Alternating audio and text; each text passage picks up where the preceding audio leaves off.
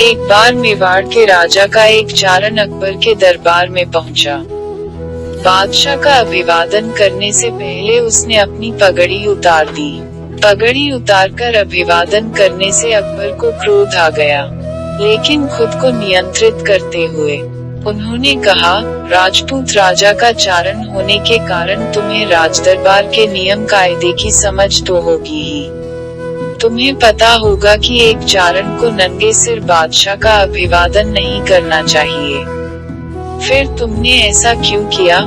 चारण बोला, जहां पनाह गुस्ताखी माफ हो।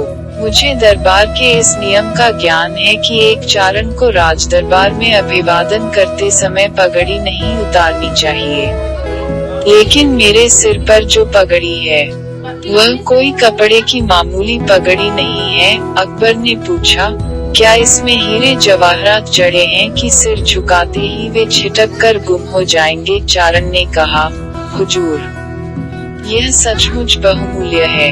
एक बार मेवाड़ के महाराणा प्रताप ने घास की रोटी खाने पर मजबूर होते हुए भी प्रसन्न होकर मुझे यह पगड़ी भेंट की थी और कहा था कि इसकी लाज रखना।